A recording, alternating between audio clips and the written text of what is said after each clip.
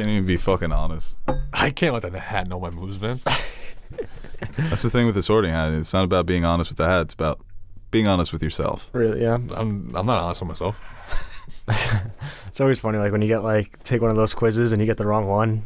It's like, let me go back. Hey, this quiz is rigged. Yeah. Let me switch a couple of these answers. The sky has turned gray. A hound in the distance is starting to fade.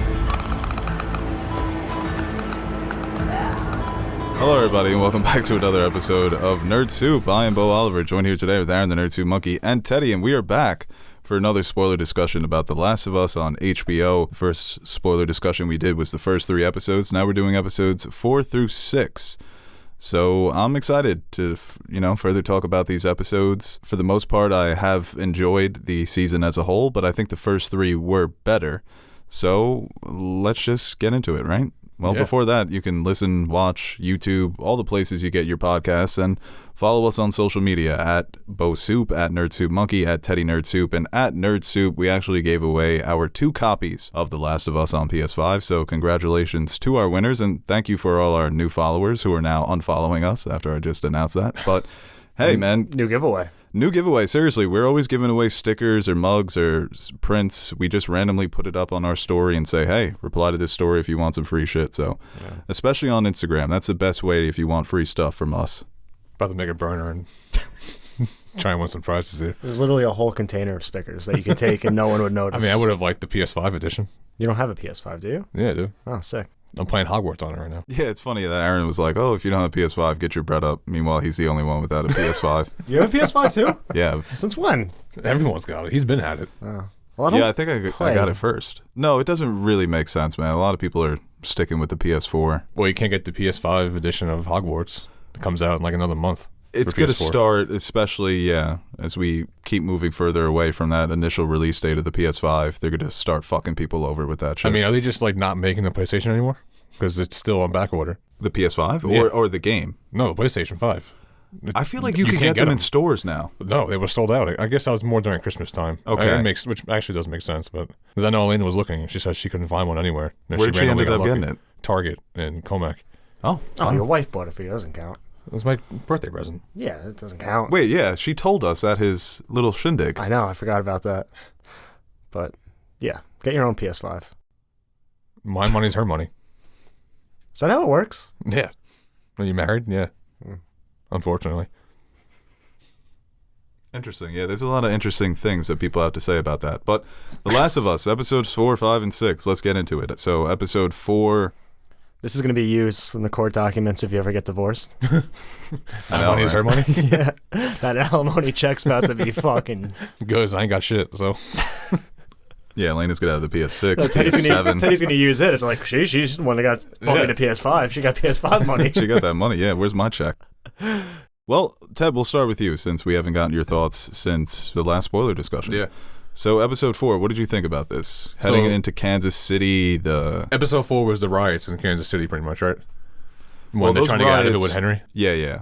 Well, it is taking place during the same time frame, but episode 4 starts with Joel and Ellie's perspective and then switches to Sam and Henry in episode 5. Right. So they see the shootout that I Joel love has. that. I'm starting to wean away from being upset when there's not a lot of action anymore because I'm just going to accept this show for what it is now. And it's not that action-packed. It's more emotional, and that's what this episode 5 was, an emotional roller coaster for me, and so was episode 6. But episode 4, it started off with that fight, which, again, it wasn't that action-packed, but that's just not what the show is anymore. It's just about Joel and Ellie surviving. It's a survival show. Seeing what's going on in the world, that was horrible to see what they were doing in Kansas City to those federal officers. They're hanging them. I mean, what goes around comes around, and they're taking that to the full extent. There's been a bit of pushback with what Mason said, that throughout history you see these revolutionary groups, when they take power, they're just as bad as the authoritarians they overthrew. Yeah. And a lot of people were like, can you please provide examples of that? So, yeah, I guess that's a little iffy, but I think the visceral reaction you get from seeing those riots and seeing the state of Kansas City, it's very scary to watch, and to imagine yourself in Sam and Henry's shoes being on the run from these people who are acting like fascists and dictators and just secret police riding around the city looking for people to throw into cells and interrogating them. So everything about that situation was horrifying to watch, definitely. Just from the beginning, I remember I was texting you. I wasn't really feeling it because, like I said, it was kind of like watching a low-budget CW show with the interrogations and shit, and with the whole Kathleen storyline. Yeah, it was a I little wasn't really silly. feeling it. Yeah. I think, on episode 4, probably my least favorite episode of the series so far, I said that the Kathleen character was just unnecessary. Yeah. Especially that opening scene from episode 5 when you see the way that they tore down that place. That's all you needed for me. It's like Sam and Henry on the run from these crazy motherfuckers. That's all I needed. But she doesn't stay around long, so... But I didn't love those scenes either. Yeah, I think we talked about it, but like trying to give that group like a face and show where they're coming from. Like you said, I don't think it was necessarily something that they had to dive into. They could have just kept it not vague, but like they could have done it in other ways without basically breaking out into this little side story within those 2 episodes. But overall, besides that, like that little arc in Kansas City, I thought was done pretty well. I mean, the Sam and Henry stuff we talked about, like compared to the game, I think obviously no matter which way you cut it, like that's an incredibly emotional, like impactful, something that sticks with you type of moment. But the way they were able to adapt it, give some more insight on them, make the changes to Sam, I think it might have hit a little harder in the show than in the game, and I think they've been able to really nail these emotional beats, and we still get action. I mean, I think that initial shootout you said, I think was like a little underwhelming, which I agree with, but I mean, when the infected and the clickers and the bloaters come out of that sinkhole, that was pretty brutal stuff. It was brutal, but I feel like it's so forced because we're not getting any of it during the show, so it's just like let's just fucking pack every one of them in right now. Yeah, it's difficult. I mean... Like, you can't give me one encounter of a zombie in the tunnel. You just go through the tunnel and out the other side. There's not one zombie down there. Well, I threw you for a loop.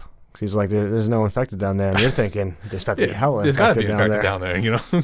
You can't give me a fight with soccer. Well, it does remind me of Season 8 of Game of Thrones where they blew their budget on the big cinematic moments.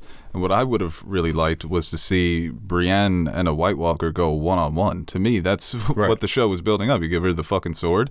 Those personal moments of combat and violence sometimes are a bit more effective. But Episode 5 to me was a great episode. Yeah, absolutely. And that's why when people comment saying, oh, Beau hates the show, I think I've complimented more changes than I've criticized. And I think for the most part, I've been very complimentary of every episode, even if they're not necessarily my favorites. But that whole sequence, I think it was just really well done, especially seeing from Ellie's perspective, her trying to navigate all the different zombies and Joel protecting her with the sniper. That's awesome. Yeah. That was the first moment of Joel really revealing how much he cares about Ellie, because you see the fear in his eyes and the way he's shaking, the way he's, what is it called what you do when you're trembling? There you go. There it is. Yeah, he's almost trembling while holding that sniper. And the way they've sort of developed, this is something they've added, that Joel's dealing with PTSD and the hearing issues, but he's starting to regain his form. So when he's got the sniper in episode 5, he misses a couple of shots. But we see in episode 6, he nails it when they're both practicing. Right. So he's starting to feel like his old self, which is, I guess, bad news for people in their path.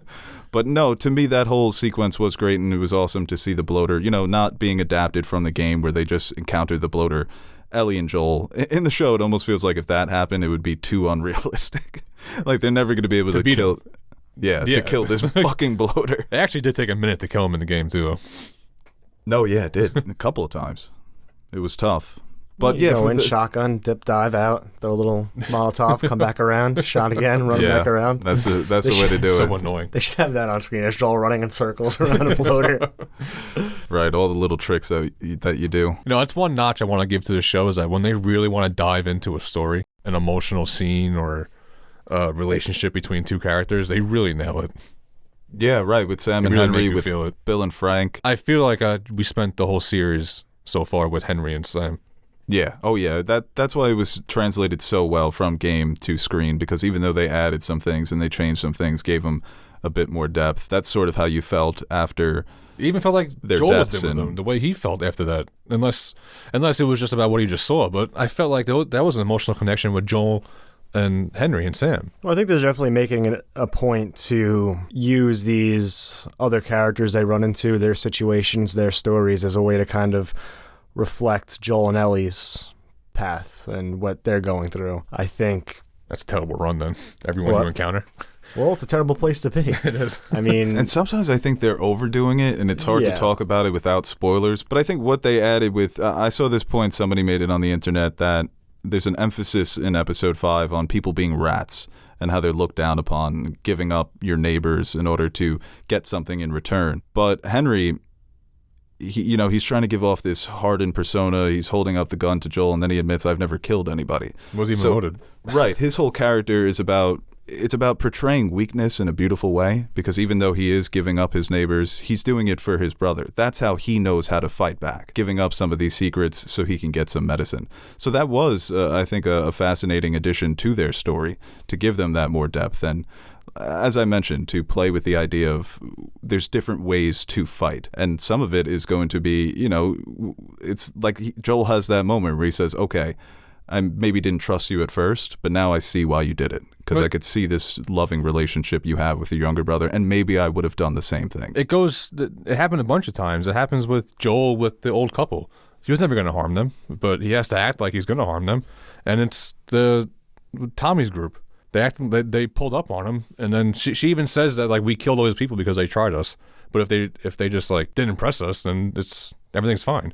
I do think everyone it's has funny, that hardened persona, but they won't really do nothing. but we frame that, we almost celebrate that more, where if somebody's able to kill with their own hands, if they can handle weapons, yeah, they may be doing terrible things, but we kind of enjoy that. We like to see it. But with Henry's case, it's just him being a rat. Right. So even Kathleen, when she's talking to the person in episode 5, and she gives, not even the doctor, the person that gives up the location of the doctor. Oh, Kathleen's like, thanks, rat. I knew even you when would. you help them. I knew you would. You're a rat. Yeah. So I thought that was an interesting way to frame how you can fight and survive in this world. That it's not just about being able to handle a weapon, but it's about making those right choices. Right, those choices that don't necessarily sit well with everybody. It's like in Game of Thrones, right? They're bullying Jaime for being a Kingslayer, but he killed Hitler. You all hate him for stabbing this horrible person in the back because of the way he did it, right? It's perceived as weakness, as cowardice. But here they frame it in a way that's heroic with Sam and Henry, until it all ends terribly. yeah. I think, like, does end bad, man. It's not ideal. I still can't get over, like, they took an already sad moment from the game and made it sadder. Like, oh yeah, what's worse than a kid dying? Dude, I swear to God, I teared when I was watching it. I was like I got choked up and teared when he shot Good. him. I'm glad. If you would have came here and said I'd had no emotional reaction It was whatsoever. more of Ellie's cry, like the one. Yeah, dude, no, that wail that she let out, yeah. It was almost like she actually just saw someone kill himself. Right. No, she's been I mean, in real life. Yeah. she's been sensational. That's been my favorite part of the show so far, is her as Ellie, but also the development they've given Ellie. But changing it from, I forget whose perspective it is when Henry does kill himself in the game, but in the show they made the change to focus on Ellie's face. And yeah, picture's worth 1,000 words there. That is a horrifying expression. Yeah, it has been interesting, like, switching up perspectives in terms of, like, when you hear certain things or when certain events happen. They've done it a few times, especially in interactions between Joel and Ellie that are taken straight from the game. Something as small as the camera staying on Ellie while Joel's delivering a line versus seeing Joel say that line in the game. Like, I guess just doesn't change it, but gives you a little bit more insight or a different vantage point of basically the same thing, which has definitely been cool. And, like, as far as just, like, adapting, I think not only taking scenes that you can put side by side and be like, oh, look how similar these are, or this is the same exact thing from the game, just overall, like, themes and characters and who they are from both game and show, I think has been done really well. Something that, like we said numerous times leading up to this and in the past, just the advantages of adapting a video game through a series. You can do this type of shit. You can't adapt Uncharted in a 2-hour movie. Right, No, right. hell no. And I didn't play Uncharted, but was there anything like that was like, oh, this is right from the game, other than like little nods and Easter egg type deals? Or it was very much its own story, right? It was. There were definitely Easter eggs, and, more so with the action sequences, where they were trying to mimic some of the things that happen that necessarily can't happen in real life, which I did appreciate. But no, a story like this, it's definitely, I mean, people have been saying, hey, 9 episodes aren't enough. And some people think that it's moving too quickly. Well, I mean, we had a 3-month time jump in episode 6 from, Which does happen in the game. yeah. But there's just certain things you can't get into. I mean, at the end of the day, you're playing the game for 15 hours, right? And the show, Yeah, 20 plus, yeah. when it all wraps up in 20, you fucking suck, dude. I did a side quest.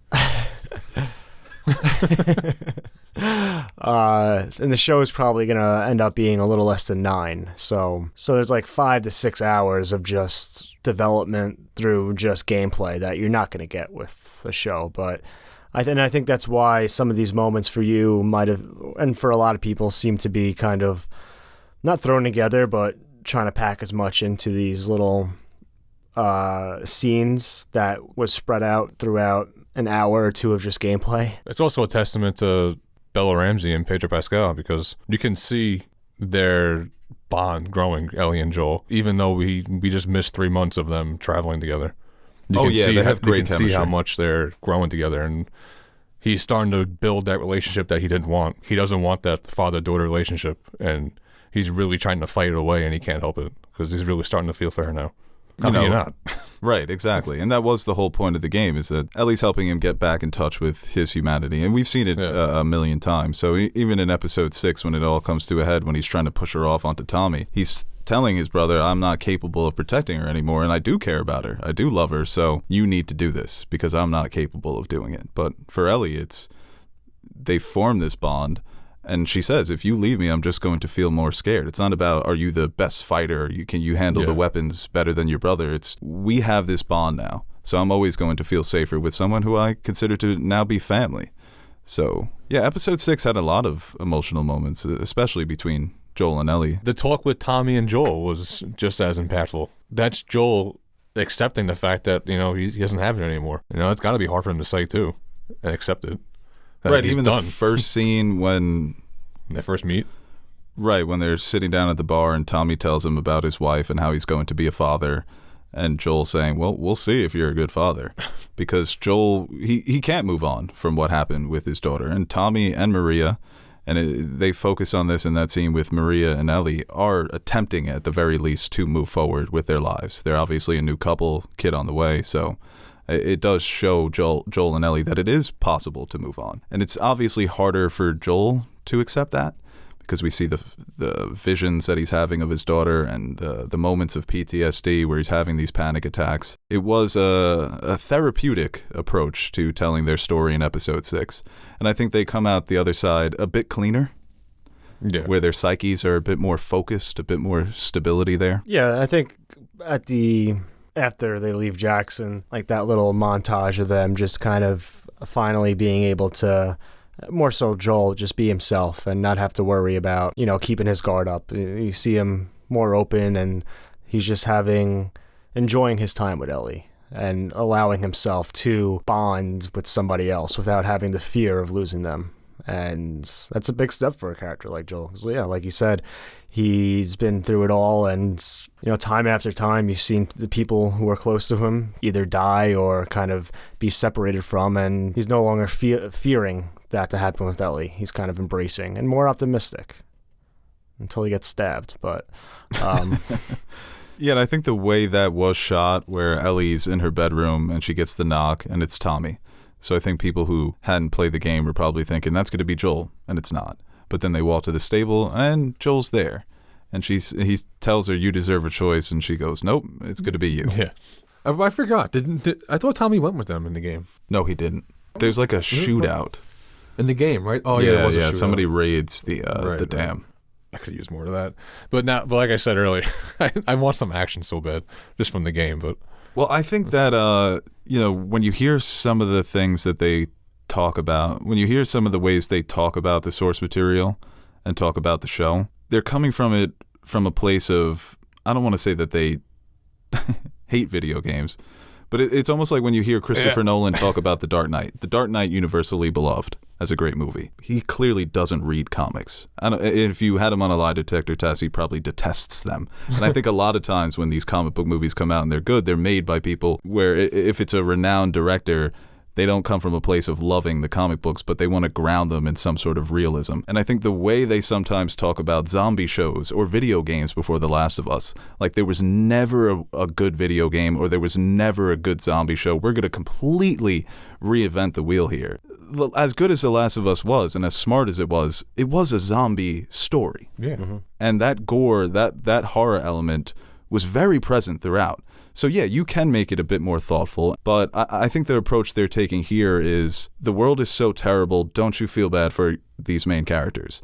Whereas in the game, it was the world's really terrible, but the main characters can cut through that world in brutal ways that makes you sometimes repulsed by them. You're not always supposed to love Joel and Ellie. And I think they've lost a little bit of that in the show because there's this push towards being more emotionally open and sensitive, which is fine because a lot of people love that scene of Joel talking about all his problems with his brother. But that's where I criticize it for telling instead of showing, because I think you get that point comes across in the game without a scene like that. Like, it's not a huge criticism, but I think that sometimes showrunners, when they're adapting source material, they get a little too cute. It's almost as if they're overthinking it. I'm not saying I need Joel and Ellie to be superhumans, but I need to see Joel get through a fucking action scene without getting hurt. Right, and that's where the realism comes in. And I have a love-hate relationship with realism because it's going to the Dark Knight. The first fight, he gets stabbed. Come on. The kid who's died 20 times each mission. Yeah, right. Why is it Joel? Why is Joel getting beat up so bad? And I understand that he's a 56-year-old man. Yeah. He's going to have issues with his back and his knees and his hearing and his PTSD. That's all fine. Give me that at the end when he's breaking down, not fucking middle of the season. Right, but that's why sometimes realism is a little boring. Yeah. Sometimes I just want to watch the 50-year-old Keanu Reeves kick everybody's ass without... And this doesn't have to be John Wick, obviously. No, but it doesn't. That's fun. I'm not saying... Sometimes it's okay to sprinkle in a little fun. But Joel shouldn't be able to do that. He's 56. Who cares? You guys agree that I still feel like Ellie is incapable of shooting a gun? And where Ellie's jumping on people and stabbing 7. them. By like she did it twice. Second cutscene she's in. No, in the game, yeah. right? Yeah, that's what I'm saying. In the video we did where you compared the game to the show, you mentioned that Ellie knew everything about cars, and in the show she doesn't have a clue. So I think they've done that a little bit, where they've what's the word? They've nerfed Ellie a bit. Yeah, she was OP. Where she has to discover all these things, and that's fine. Fish out of water type of thing, which I have in mind. Yeah, but you could have made her. So much. You could have made her not know that shit, but she could have been a big thing in the QZs with like training with weapons, shit but like that's that. where I think the show was removing. And once again, it's I keep wanting to preface saying that I love the show. I know, or I think it's a really good show. But not ragging on it. They're removing some of that moral culpability just a little bit. As I mentioned, there are points in the game when you're playing it and you're thinking, man, Joel is a bad guy. You don't come to that conclusion, but you think it in your head. And you think, well, this is a tough world. You have to do some horrible things. But did he have to do that? Dude, I want to see Joel bash someone's fucking face in with a bat. Or the same thing with Ellie, like you mentioned. Second time you meet her, she's trying to stab somebody in the back. It's like, yo, what's wrong with this kid? She's cute, she's funny, but she's fucked up. They do that a lot with adaptations. I mean, take maybe the grayness of a character and pick a side, really. Or they did it with Jamie, I think, especially post-captivity with Brienne. They very much just made him a straight good guy. Right. And I think apparently changing Jaime Lannister's senses of regards to Lannister's senses of regard was a conscious decision to people to be like, we don't want to view Jaime as a bad guy anymore. So I think picking a side and choosing taking some of that grayness away, it's just easier for people to latch on, I guess, from a viewership perspective. But all we're doing is hearing about his bad things, what Joel's done. We've never seen what he's actually done, so it's like they're leaving that up. Where it's like, maybe if you've seen like a flashback of what he's actually done, you can make it a choice. I mean, I think from where he is now, that conveys, it's an easy way to, I guess, show this character in a way that he'll do what he needs to survive. in the past, but here and now, like, that hasn't really turned a leaf, but, you know, he's a little older now and regrets some of those things, and he's just more of a good guy now. He's learned from his mistakes, maybe, which, I mean... And I also like the idea of that they introduced, sorry to cut you off, that he's looking now for redemption. He sees Tommy trying to be redeemed for the past sins, and now that's, I think, part of why he does agree to continue this journey with Ellie. All right, guys, before we finish this episode, I want to give a quick shout out to today's sponsor, Smile Brilliant. Hey, look, I'm a floating head. Bad breath can be an annoying problem to deal with, especially when in social settings like out on a date or recording a podcast with your buddies. Only 2% of the population has enough naturally occurring good bacteria to fight off bad breath and maintain a healthy mouth. What people don't realize is that when brushing your teeth or using mouthwash, you're killing both the good and bad bacteria in your mouth. Unfortunately, bad bacteria grows back much faster than good bacteria. So even if you use these products consistently, you may still find yourself with bad breath. But we have a solution. Smile Brilliant's Dental Probiotics, chewable tablets with concentrated amounts of the healthy bacteria your mouth needs, so that you can speak freely without worrying about any dirty looks from your friends or coworkers. Chewed once a day before bed and after brushing your teeth, these tablets populate your mouth with the good bacteria first, before the bad stuff has a chance to grow back. By repeating this process on a daily basis, studies have shown that you can truly increase the population of good bacteria, while subsequently reducing the population of bad bacteria. Studies have also shown that clinical-grade dental probiotics reduce plaque, cavities, gum inflammation, and of course, bad breath. So head on over to smilebrilliant.com and check out their dental probiotics. You can also browse their selection of other products like mouth guards, electric toothbrushes, whitening gel, whitening trays, water flosser, and more. Plus, you will receive 20% off your order when you use promo code NERDSOUP at checkout. So don't wait. Head on over to their website, choose the products that are right for you, and take care of your teeth. I wonder how pissed off Joel was when he saw Tommy, though, on the inside. Seeing, like, where he's living and what the hell Joel's been doing for the last, like, 3 years, 4 years. Right, it's like, oh, you got fucking a He heater, stops answering yeah, movie theater. Loved him on a red. He really did. Christmas trees. Nah, Joel loves Boston. He's having a good time. Boston QZ, yeah. It's with Tess. He loves Tess. Joel would be that type of person to try and match up. Like, oh, but back in Boston, you know, we have perks. Like, what type of perks? No, the actual pills. We have I was gonna say just now. What kind of perks they have? paid vacation, I actually got 8 of the 12 Celtics. dental. Yeah. You ever meet KG? Bet you haven't. Was KG a Celtic in 2003? No. You ever meet Antoine Walker? Bet you haven't. I do wonder, like, if there are any famous people in any of the QZs, and does anyone even care anymore? Right. Yeah, no, probably not. Holy shit, is that Joe Montana? Or, like, are people like, I don't know, has any new movies or music been made? Oh, no, the arts are definitely dead. Someone's painting. That's true. Somebody probably... Yeah, no, what's his face? Fireflies. Frank. Yeah, the Fireflies. I did gain a little more respect for episode 3, though, too, because I feel like they're pulling that theme on from 3 episodes ago with saving who you can save. Right. It's sitting well with you now? Yeah. Interesting. Well, I think that, yeah, with Bill and Frank, it was so effective. And that's why it's weird where some people are complaining that it's rushed. And, you know, obviously you can't get to every single thing that the source material, that's in the source material. But then for a lot of people, their favorite episode is just stuff that's not in the game whatsoever. And I feel the same way. So that's where I'm wondering, you know, go episode 10, episode 11. And then we got the news that the finale is going to be 46 minutes and episode 8, I think, is going to be an hour. So still not sure what, I think episode 7 may be an hour as well. But I just do find it interesting that the best episode for me has been stuff that wasn't in a game whatsoever. It's kind of funny. Is that episode 3? Yeah, episode 3. Yeah. I mean, that was just a great overall episode of TV, though. But also, I totally... It wasn't just about the show. Right. Yeah, I think that's kind of how you felt when we reviewed it the first time anyway. Yeah. This is good. I'm not going to deny that it's well made. It's just something I didn't necessarily need. Mm-hmm. But now you're like, damn, need more of that. Now it makes more sense. But I wanted to mention this on our episode 5 review, and I totally forgot. With the addition of making Sam deaf, I think it's something that you don't account for. I knew he wasn't deaf in the game. No, he wasn't. I don't remember this. That people who have certain, if you're deaf or you're blind, how do you survive in these settings? And what are the lengths that you're willing to go to protect somebody who's dealing with something like that in their life? So that was an interesting addition, because when the apocalypse breaks out, it seems like all those problems go away.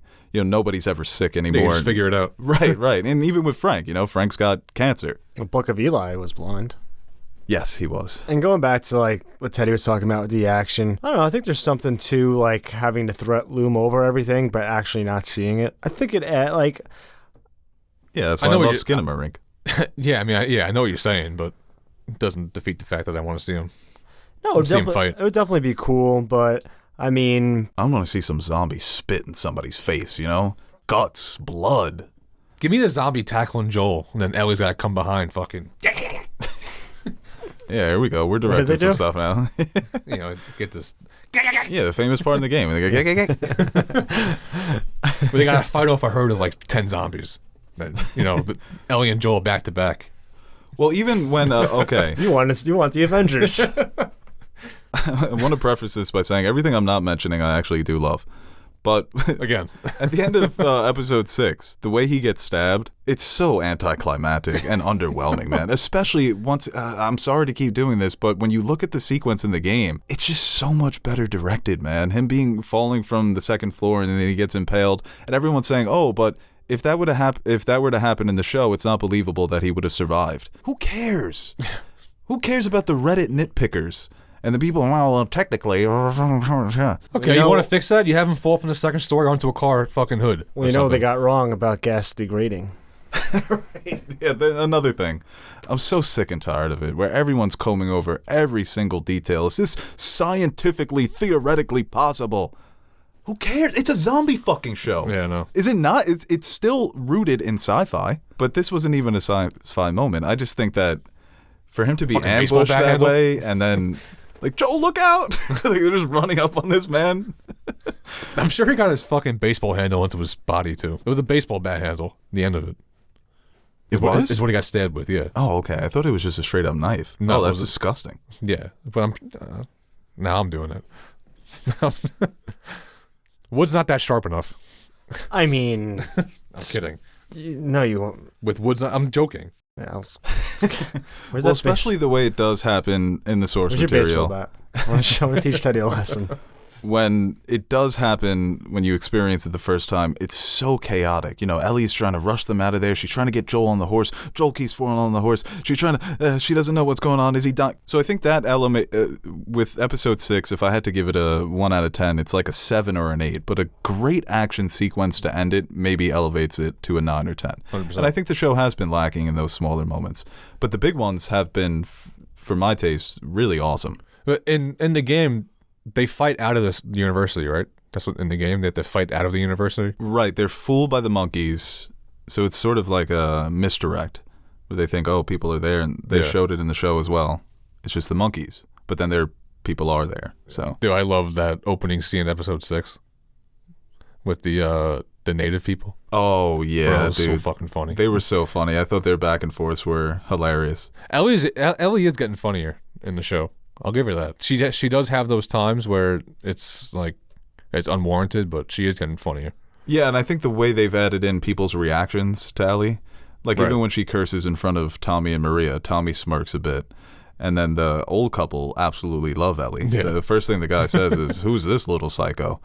And when he says, "How'd you get lost if you have a map?" And she's like, "Oh, I guess we missed all the fucking signs in the forest." The big fucking signs in the forest. And they both start laughing. They're like, "Oh shit, she's hilarious." I feel like Joel's growing on her too. Wait. Oh, you think? What? No, I mean like at that point, like not where we are now. At that point of the show in the beginning. The beginning of episode 6. Yeah, he doesn't like freak out on her. He just like kind of like laughs it off. Right, yeah, it's a little bit of frustration. It's definitely becoming the parent-child relationship. And even when, Ellie's takes the watch and he wakes up and he sees her with the rifle, I think he respects that as well, that she was listening to the different things that he taught her about. So she still can't shoot a gun, though. Oh, that was funny, yeah, when she was on the back of the horse just thinking, I was trying to... Or even at the range. She couldn't hit the fucking They shot. Oh, that's tough. You know, that's long distance. We didn't even talk about the scenery either on episode 6. Oh yeah, the whole compound was awesome, right? Yeah, but even like the landscapes when they're walking, or like the wide angle shots. Oh No, the yeah, show's yeah. been Sick, dude. the show's looked great so far. I think even everything down to the scenery, the sets have been great. I mean, looking at what they were able to do with the infected and the clickers, like I don't think there's been anything that has looked bad or cheap. Mm-mm. No, yeah, they've gone the route of making the clickers, the zombies, the infected, even the bloater. It's all practical. So they're in those suits, and I'm sure they get touched up with CGI, as everything does these days. But the establishing shots, the locations have been stunning, and it really helps you just get lost in the world. They've spared no expense whatsoever. And I imagine they had a lot of confidence in this show, so to give it this size budget for an opening season, and to see it's already confirmed for season 2, it's probably only to get more epic and more breathtaking, especially when those establishing shots. It's been stunning. Oh, something I want to bring up. There's a scene in episode 6. I forget when it was, but you know when like something happened in a game and you hear that little noise and you have to hit R3 Yeah. to look? The little ching. Yeah, I think they did that, and Oh, yeah. I remember watching and I heard it. I'm like, or something that sounded like it. It could not have been, but I thought that was if that was the case, that would have been pretty cool. What did you think about the joke about them being communists? Oh, that was hilarious, It's dude. so funny, dude. Tommy was so like dumbfounded by it. He's like, "No, I mean we're not communists. We're all sharing everything." The way he was literally reading Karl Marx's manifesto, and it's like collective ownership. And Joel's like, "Oh, so you're a commie?"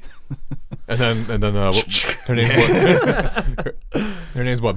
Maria, right? His Yeah, wife. Maria. Yeah, we're communists. No, that's exactly it. And I love the little rubbing of the hands that Joel did. You know, rubbing it in Tommy's Joel's face. still not sold because when Ellie was asking about him later, it's like, "Oh, was that how the country was run before?" He's like, "Nah, it doesn't work like that when it's too big." Is that what he says? Something I like didn't hear that. yeah. Really? Wow. Wow, that's funny.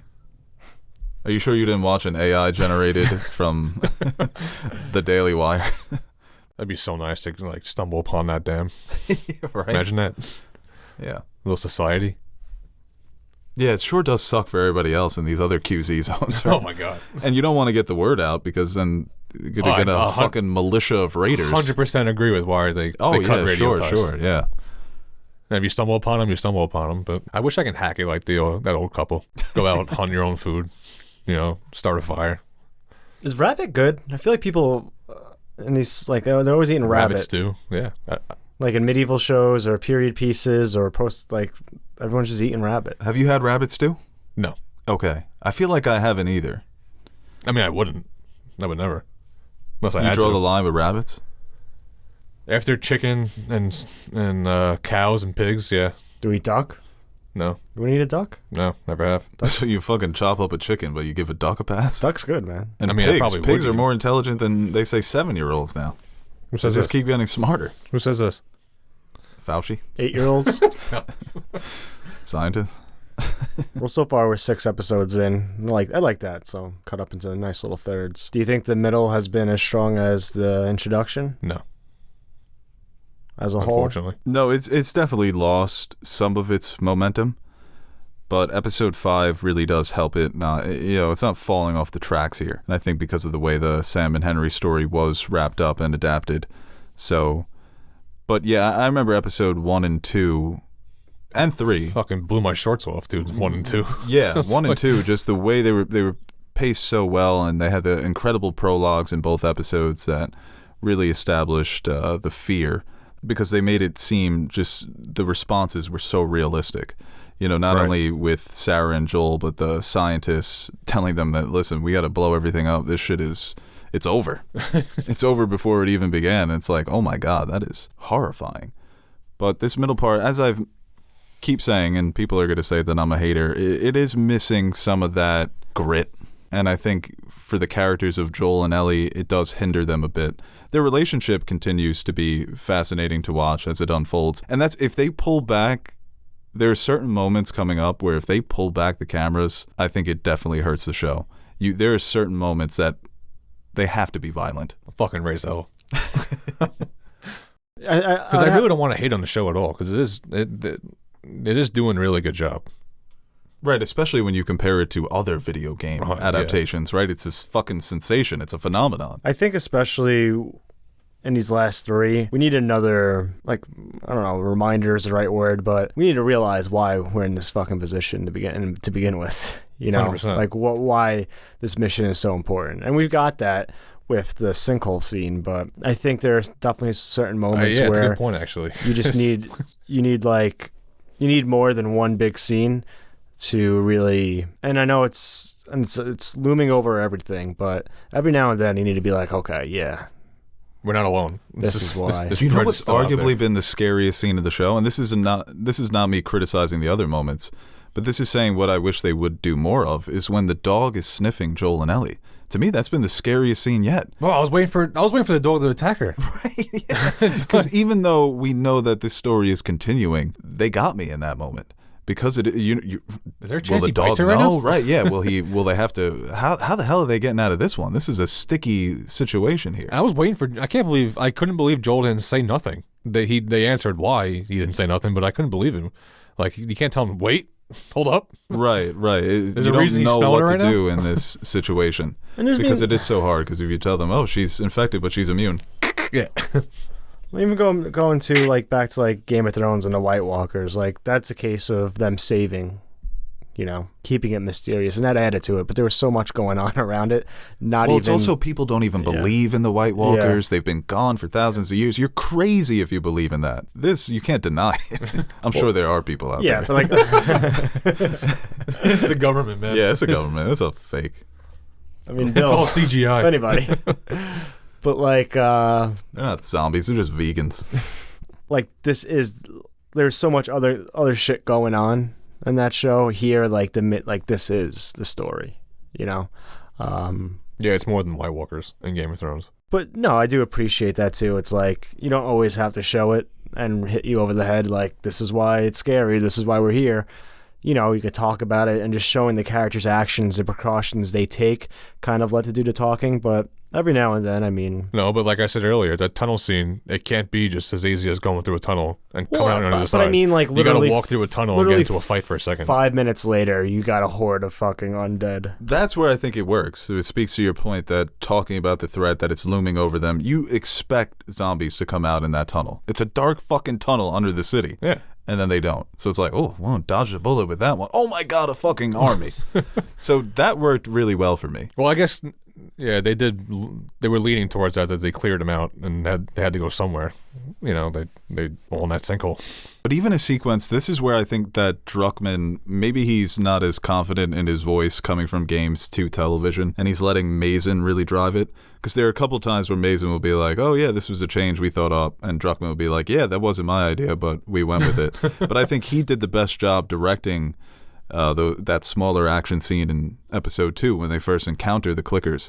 And you look at a lot of the smaller moments in the game that people would say, oh, you can't adapt Joel being hung up upside down and shooting the zombies as Ellie tries to set him free. I was gonna bring that up. It's a good moment. I was gonna bring that up. I wanted that'd be cool to see. Why not? Yeah, right? That would be... Figure out a way That's to why do Joel's it. Joel, man. I think he's that good. He's that guy. And we need to stop appeasing the realists out there who need every single thing to be realistic. They're zombies. So some of the ways that they can kill the zombies sometimes may be or come off as a bit superhuman. But to me, that's if you just sprinkle it in every now and then, that's fine. I feel like we haven't seen any of that. No. And with Joel, you know, they're making rarely.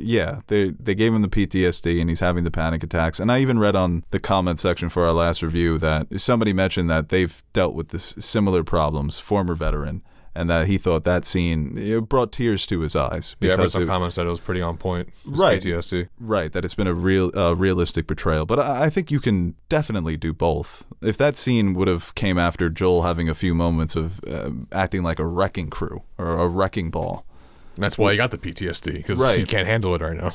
and that could have been a moment for the audience to say, oh, yeah, Joel is a nasty motherfucker sometimes. Be like, oh, but he's dealing with stuff. Instead, we just get, he's dealing with stuff, which I couldn't have which I wouldn't have known unless they told me. Yeah, I mean, the only real Joel we've gotten was him sharpshooting from the window and him beating the shit out of the QZ officer in the beginning. Right, that's why I think they've handled Ellie's character better than Joel. once again, that's something we're going to have to wait until the end of the season to really touch on. But maybe it just speaks on to us as game players. Like, they give you the choice. You don't have to kill a soul in that game. Do you? You literally can sneak by everybody. No, I mean, you got to kill someone. Exactly. Well, maybe, Are you saying I'm aggressive? Yeah. Maybe there's an alternate Joel who just sneaks by everybody. He's a pacifist. yeah, it gets the S tier ranking, like in Metal Gear. If you don't kill anybody in Metal Gear, it's the highest rank Stealth? you can get. Yeah, go full stealth. That's what we're supposed to do. Meanwhile, Teddy's whipping up knives to the end of end of a wood stick and If you go in, clubbing people. if you go in balls deep, you don't get scared when it's stealthy. That's like stealth is scarier. it is. You just wait to get snuck up on. I get anxiety when I go stealth. If I just start to fight right now, Teddy sees trying a to random fight guy my way guarding out. a door because it's his job. He's just working on his day, and he fucking bow and arrows him in the back of the head. well, there's another thing. Hasn't really much stealth because they haven't really had to go around any zombies or any raiders. The raiders are like pressing up on them. It's not like they're going into an area where there's raiders and they got to get around them. Yeah, somebody made this point to me, and then I said it on the review, that when Bill's got that action moment in episode 3, the people he's fighting against feel like NPCs, where Yeah. they're just walking into the fire, or Bill shoots and then it cuts and it looks like he shot someone. That could have been handled better. And I think it definitely relates to the rest of the season as well, where those moments, sometimes those threats don't feel real. And I'll tell you what, the way Kathleen gets chopped up was pretty incredible on that little kid zombie. Bro, that's another thing. Yeah, when that girl was in the car, dude, that was fucking freaky. That may be the second scariest scene behind the dog scene, is when Ellie's in the car with that zombie. Because the claustrophobia I was getting is- claustrophobic. Yeah, Like, get dude. out. What are you doing?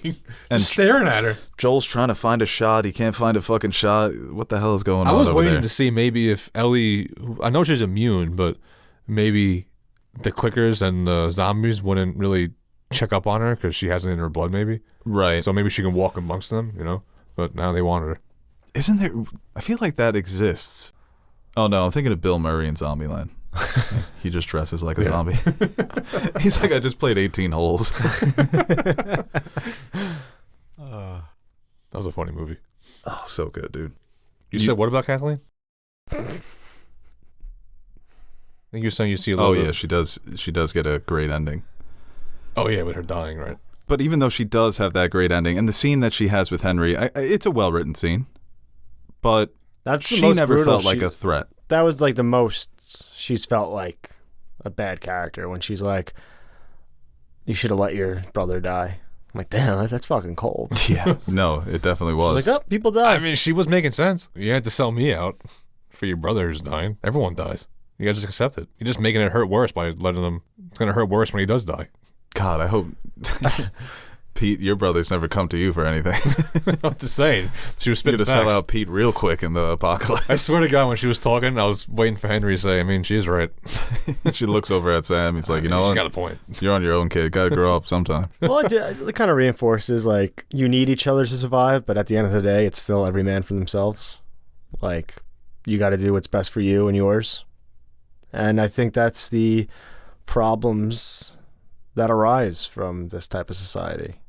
I like that, like more of the commentary on the human element rather than the threat always being just solely the infected.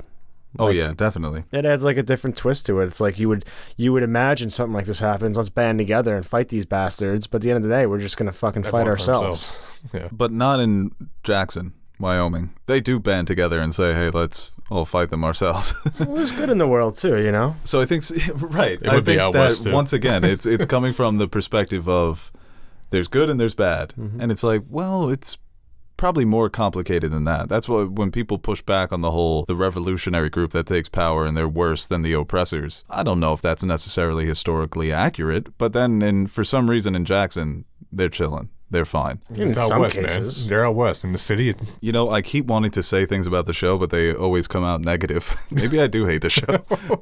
I know it's more. I feel like it's more of just. Damn, someone wants you right now. Fucking spam, bro.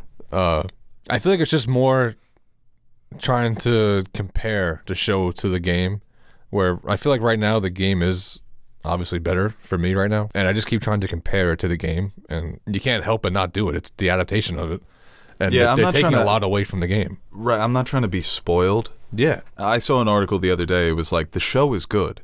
The game is still the best way to experience the story. And that's how I feel. Yeah. So it's weird. It does maybe come off as you're being too nitpicky, or once again, you're being a spoiled fan. Stop acting like a brat. But I can't help but express how I feel. So You have certain, as someone who played the game, you have certain expectations, or you just know where this is going to go, and you want to see how they do it. And you don't have to agree with what they're doing. No, I don't think. And they're not doing a bad job. No, I've said it. I've complimented more changes than Right. I've criticized. It's not even about anything with the story that's being added or taking away. It's more so tonally for me. I feel like it could have been the complete opposite, where they could have tried going OD with the zombies and brutalness, and maybe we can be saying, I feel like they're doing it a little too much. Yeah, I don't even care about that really. I have enjoyed the personal relationships and the different obstacles they've had to overcome, albeit small changes, maybe not as action packed. But I think, especially for a show, the most important thing you have to worry about is establishing your characters, their connections, and the themes you want to portray. And I think they've done that well. Small things, small nitpicks are easier to point out, things that you don't like, rather than keep saying, oh, it looks great. Oh, I love this scene. No, I love the emotion here. I love Ellie and Joel, the way they communicate. We kind of know all that, and we've said it time and time again. But when talking about, some of the smaller issues we have, then I think it's easy to sound like we're blowing it out of proportion and make it sound like, oh, we don't like this episode because we don't like that one scene of how Joel conveyed his situation to his brother Tommy. Meanwhile, everything else in the episode we generally liked. So it's something, I mean, we need something to talk about, right? Yeah, good point. And we did get some, as we mentioned, Joel being more open with Ellie when he talks about how he wanted to be a singer and that his ideal life would have been... A rancher for sheeping. Right. Doesn't he change his answer, though? He changes it from ranching to be a singer. Okay. Right. So he's opening up, and we're seeing that humanity being restored a little bit, being more honest with Ellie about certain things. When she brings up Sarah, that was like... Yeah. He was furious. But Stop talking. what do you think Joel names his first LP? Endure and survive. No, that's more of Ellie's thing. I mean, he was there. Opening track. Ellie.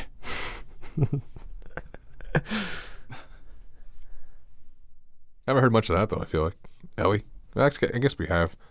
Not much of an emphasis. There's some room for some cold bars in this world. About to infect the beat. Oh God. Yeah, no, going to your point about there haven't been a lot of Ellies or Ellie. Yeah. He had one when he's talking to Tommy there at the end. He's like, who are you talking about? He's like, Ellie. She's immune. Yeah. Yeah. That was a good one. But then I watched a compilation of every time Troy Baker says Ellie. Yeah, And no, it was it's just so good. serotonin being shot straight into my brain. Ellie. I do appreciate the fact that like I want to play the game so bad again, but like I am kind of liking where I haven't played it in a while, so I don't really know it beat for beat. So I am kind of like replaying the game, or like I'm being surprised as I'm going, because like, oh yeah, this did happen there. No, I forgot a lot of stuff, and even things that happened. I'm like, was that in the game or the show, Yeah. or is that just for the show? And you find out it's for the game. And like I said, just taking some of the scenes and playing them back to back. The scene with Joel and Ellie when they have that conversation and he tells her, they have that emotional moment where, he kind of abandons her. I think was just a perfect, like those moments.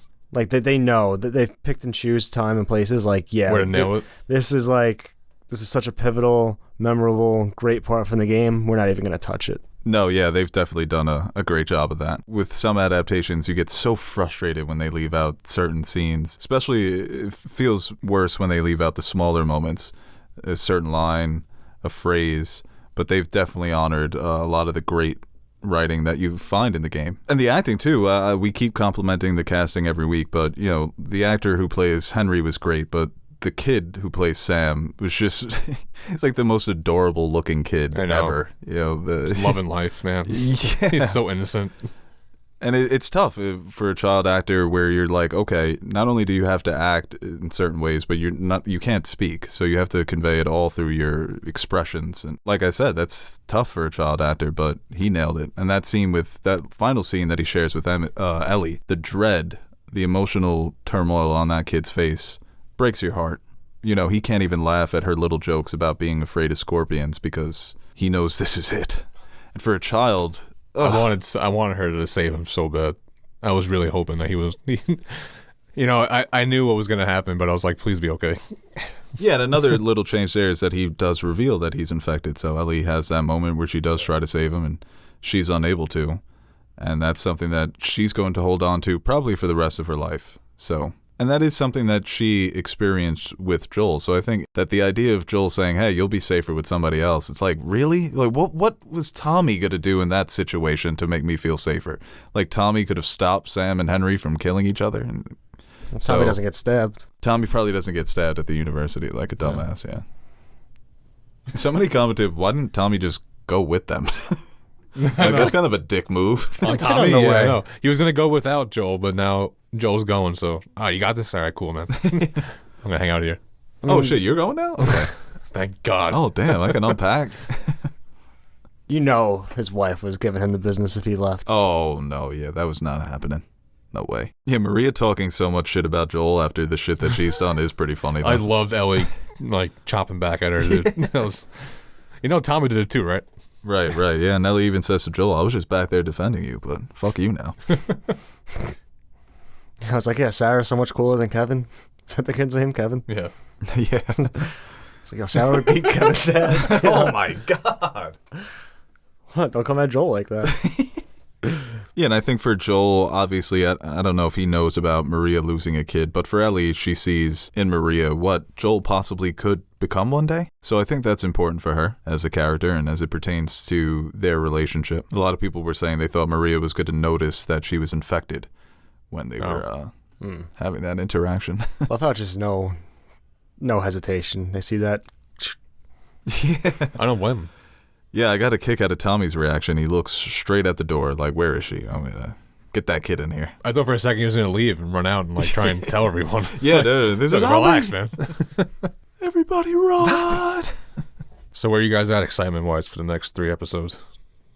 Like, Well, I mean, I'm excited, definitely. I think every week I look forward to it, 9 p.m. on Sundays. And well, I mean, more of like, do you think they need to turn it up a notch, or do you think they're doing good, just fine how they are right now? I think they're in a good place right now, especially with people who are just watching it and haven't played the game. I think everyone's been on board so far. And I've been too. So at this point, like if these last 3 episodes, they really land and end off strong, then overall, you know, it's probably one of the best seasons of television in the past couple of years. Is it on, I think we talked about on the podcast, is it True Detective Season 1, Chernobyl, maybe Succession? Maybe not, but, you know, those are something to say about a good season, though. Some of the best seasons of all time. So it's like right under that. Yeah. That's a great place to be. Yeah, there is something to say about making a good adaptation of a game, too, Oh, you know? sure. Yeah, 100%, dude. And they've been getting better. Arcane is the big one people point to. But now we have another one. And the Sonic movies have been all right. Detective Pikachu, not bad. If you don't watch those previews, I would suggest stop watching this video now because we are near the end. But I do want to mention what we saw on next week's episode. I didn't see it yet. You won't mind, right? I guess not. Sorry. Well, you played all the side missions, so. Yeah, did you play the DLC, Left Behind? You being serious? No, that's an actual DLC, and that's No. the title of next week's episode. Is it really? Yeah, no, it's a DLC that the game released called Left Behind, and it is a flashback. It looks like, well, just based on the preview, we can kind of sort of put that together, but it's about Ellie and what she was doing before she met Joel. Oh, okay. So That's it looks cool. like next episode is going to be a flashback episode, which has some people angry because they're saying, oh, we've only got 3 episodes left, and now episode 7's not going to move the story forward whatsoever. It's going to develop the themes of the character. It's going to be important for Ellie, Yeah. but it's going to be a flashback episode. But in hindsight, how do we're you like- feel about that? But in hindsight, we're like right there, aren't we? Towards the end? No, we're close, yeah. Yeah. So, I don't really mind it. No, I don't either. And I think it's, as I can see the outrage. People know that's a flashback, and like we're just getting into it. Well, that's the thing we were talking Sort of. about. Like, if these 2 episodes don't land, and then you look back at episode 3 and this week's episode, like 2 episodes that don't really So contribute 3 and 7, yeah. to the main story in a way that's like a linear fashion, thematically and things. And let's see what they try to establish here. You basically have 2 episodes out of 9 already, which some people thought were a little short. So basically 7 episodes on your main story. So if it doesn't wrap up well, you can point to that as either were those 2 episodes, not that they're not necessary, but maybe make your season a couple episodes longer to make up for it. But, we still have to wait and see with that, these last 3 episodes. That's why it's tough, man. You got to put everything you got into each episode when you do it weekly. You can't just do it. It's not all drops, so you can't just go episode to episode. So we got to wait each week and just sit on it. So it's like, yeah, put everything into it. Yeah, these last 3 episodes are definitely going to be big, at least for me, because there's certain things that need to be adapted well for them to be able to wrap this up. But I don't mind the flashback episode. We'll see how it ends up. Up until this point in the story, as you said, we are right there. When Joel and Ellie got to the settlement, you're kind of relieved in the game. It's like, finally, we can relax for a second. Exactly. Joel left the next morning. It's like that's also a testament to where, like, I guess he really doesn't feel that fucking drained. Like, where he can just pack it up. Like, you tell me, like, you can't stay here for a week and then keep going with it. Like, well, I was sure, like, when I was just playing last week, I'm just exhausted. Like, if I go somewhere and open a door and I see fucking people are infected, I'm like, oh, I gotta do this fucking shit again. Like, I'm annoyed. I'm like, I just did this. All right, Ellie. I go stealth again. 10-minute battle. You know what? The God of War games do such a good job of sometimes there's going to be no action for like 15 or 20 minutes. You're just discovering things. Mm-hmm. You're in an area where there's going to be no enemies that pop up randomly just because there haven't been enemies in 5 minutes. Mm-hmm. It really lets the game breathe. And I think that sometimes games, they'd be better if they did that more often. But and that is a difference because you're playing it versus watching it. But I think you hit the nail on the head. It feels like such a relief. Like, oh my God, civilization, other people. I could chill for, like, even when the dam gets raided, it's like, well, I got my boys here. Tommy's here, and Tommy's we'll wife. Figure it out. It's not just fucking me. Right. It's not just me and this fucking kid. It's like, Ellie, you stay there. We're gonna take care of this. Like, Ellie finally doesn't have to be a part of the fight. But I mentioned in the last review that sometimes it feels like they're just cruising on a road trip. Yeah. And maybe they should have incorporated the gas degrading. But we'll see. We'll see how it wraps up, man. All right, any last points, guys? Not from me, no. I think we said it all. Well, this is going to be the last video ever on our channel, so. What is that? That I'm on? What? All right, guys, thanks for listening, and tune in next How am I supposed to get my thoughts on Cocaine Bear? week when we review Cocaine Bear. That's actually going to be the last video on our channel. I'm coming on that one. Yeah, we'll be back next, probably Monday, to Why is it review okay episode for 7. people to go see the new Seth Rogen movie and be like, oh, let's smoke weed before. But if I want to bump up before Cocaine Bear, everyone's going to be like, that's weird. I feel like Coke isn't that universally loved like weed is. Ah, You know? come on. It's the 80s. Yeah, no, if somebody bumped up before going to see Cocaine Bear, I'm probably going to have to talk to somebody in your life. What if that's like the promotion? Like, you know how sometimes you get like the little comic book if you What, go you get see an a eighth? Marvel movie? Little dime bag, an eighth. That's a lot of money, right? That's not a lot. That's not a little. They point like the ticket taker, like, oh, Yeah, it chops it up the ticket. you know, like, all right, you're in auditorium 3, and gives you a little key bump. Yeah. It's not bad. And lean in quick. All right, guys, we'll see you next week. Tune in, share, like, subscribe. Comment. Yeah, pick up my kids on my Wow, that was probably our best review yet. Hey guys, Aaron the Nerd Suit Monkey here with a brief shameless plug before we end the video. Do you ever feel like you don't have an adequate amount of nerd soup in your life? Like you're going to bed hungry and yearning for the nonsensical yet entertaining nutrients our podcasts provide? Well, we've come up with the perfect solution. The Nerd Soup Fan Question Podcast, exclusively available to our Patreon supporters. You can sign up now by visiting patreon.com/nerdsoup, and for the price of only $1 per month, you'll receive exclusive access to our weekly podcast, where we answer your questions that don't make it to the main show. And while you're there, you can check out the other rewards we offer to our patrons, like stickers, mugs, t-shirts, behind-the-scenes footage, and appearing in the credits at the end of our videos. And that's exactly what we're going to do right now. Roll the names of the nerds who make Nerd Soup possible. The reason why the crypto crash didn't send our lives spiraling down a black hole of no return. Alright, I'll stop talking so you can listen to this jazzy-ass music while checking if Beau spelt your name wrong in the credits.